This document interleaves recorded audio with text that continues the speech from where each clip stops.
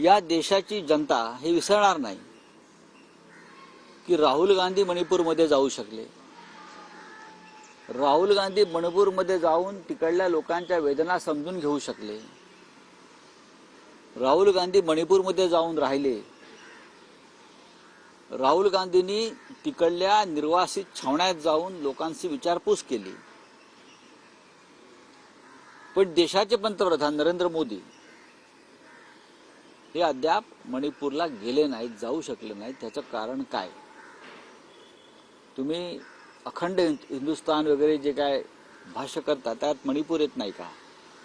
मेरा परिवार मध्ये मणिपूर येत नाही का? हा एक चिंतेचा विषय. देशाचा पंतप्रधानपद एक अशी व्यक्ती बसलेली आहे जिला गुजरातच्या पलीकडे देश दिसत नाही.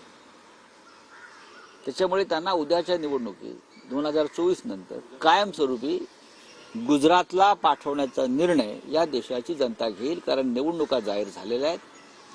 आणि काल राहुल गांधी मुंबईत आले. राहुल गांधीची यात्रा संपली धारावीत, कष्टकऱ्यांच्या गोरगरिबांच्या भागात. जी जागा मोदींचा मित्र उद्योगपती हडप करण्याच्या प्रयत्नामध्ये, त्या धारावीसाठी हजारो कोटीचं डील झालंय, जसे इलेक्ट्रॉल बॉन्डमध्ये झालं. तिथे राहुल गांधीची यात्रा संपली आणि लोकांनी प्रचंड प्रतिसाद त्या यात्रेला दिला. आज संध्याकाळी सभा शिवतीर्थावर आहे. देशभरातले इंडिया आघाडीचे नेते त्या यात्रेला येत आहेत. स्वतः उद्धव ठाकरे, माननीय शरद पवार जे महाराष्ट्रातले प्रमुख नेते आहेत देशातले, हे उपस्थित राहतील.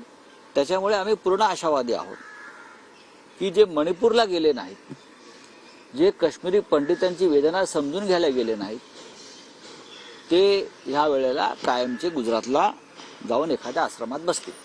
सर हिंदी में जानना बताइए सर, जिस तरह से राहुल गांधी की यात्रा आपने कहा कि कंक्लूड धारावी में हुई है, उसी को लेके आज बीजेपी की तरफ से एक बुक का लॉन्च किया जा रहा है जिसमें